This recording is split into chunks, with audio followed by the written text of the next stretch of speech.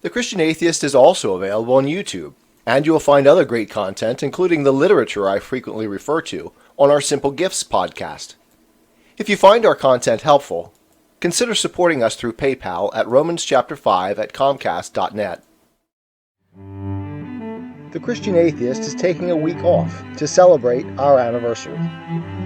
No Compromise is nearing our 10th edition, and in it I always say, Qu'ils sont beaux les pieds, French for how beautiful are the feet, echoing both Isaiah 52:7 and Romans 10:15.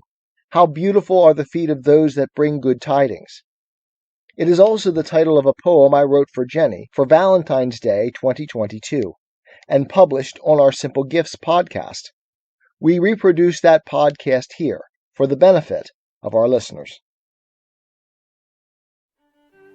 Life is complex.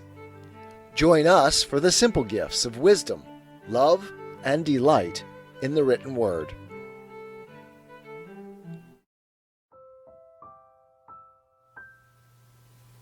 Qu'ils sont beaux, les pieds, a poem by John Wise for his beloved wife Jennifer on Valentine's Day 2022.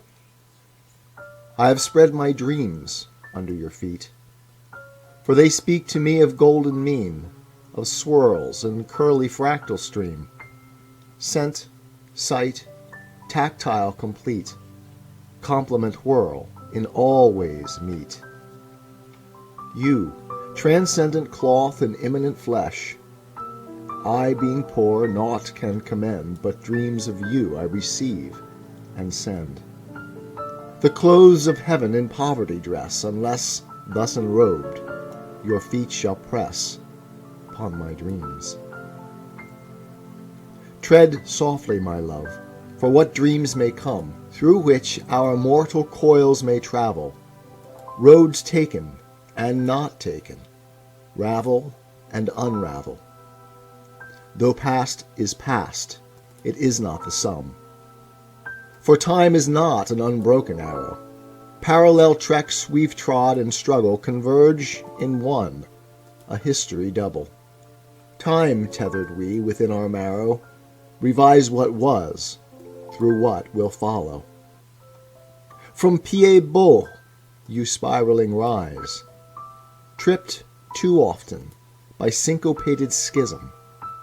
Now dance with me in measured rhythm to theme-captured melody from your eyes, woven with dreams in cloths of skies.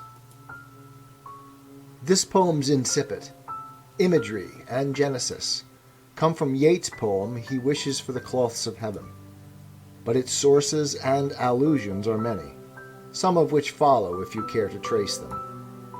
It was a true labor of love, as my Jenny floods my soul with light. He Wishes for the Cloths of Heaven by William Butler Yeats. Had I the heavens embroidered cloths, and wrought with golden and silver light, the blue and the dim and the dark cloths of night and light and the half-light, I would spread the cloths under your feet. But I, being poor, have only my dreams. I have spread my dreams under your feet.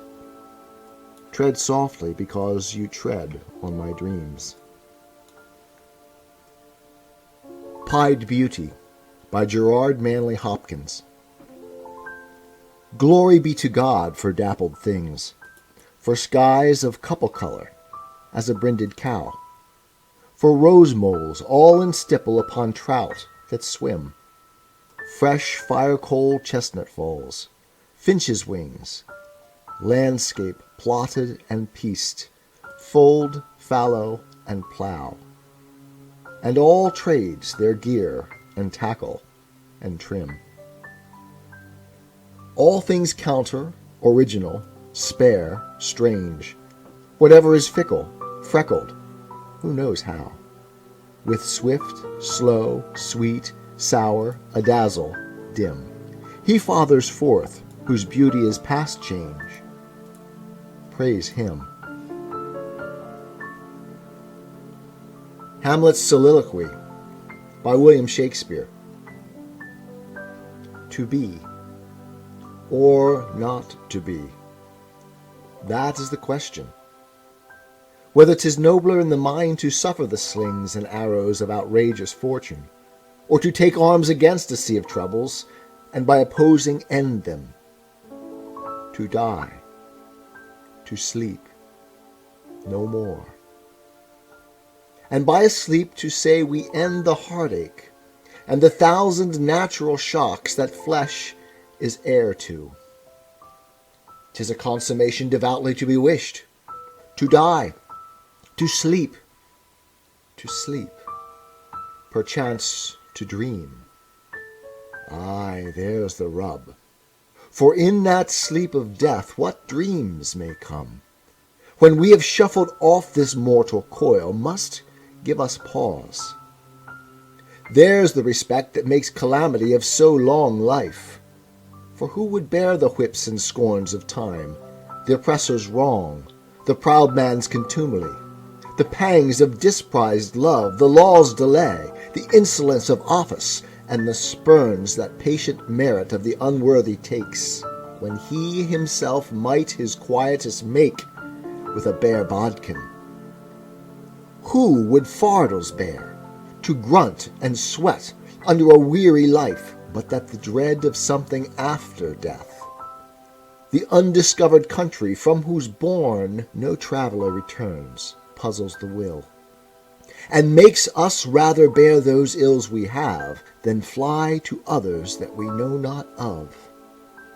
Thus conscience doth make cowards of us all, and thus the native hue of resolution is sicklied o'er with the pale cast of thought, and enterprises of great pith and moment with this regard their currents turn awry, and lose the name of action.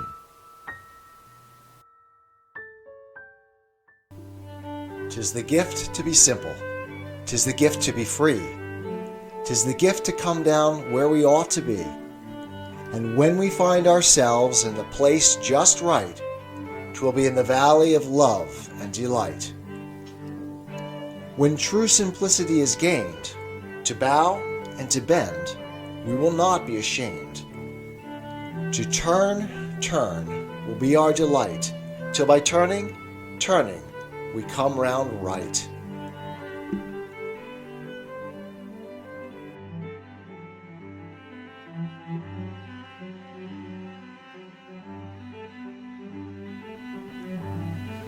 I am a Christian, with the searching and skeptical mind of an atheist. I don't want to believe anything that isn't true. I know both sides of the looking glass, and I know them with open eyes. I choose Christ's side. I invite you to join me from wherever you stand before the looking glass. That's this week's episode. Thanks for listening, and remember, you can have your religious cake and eat it too. You can have reason, respect for science, a 21st century worldview, and be a Christian.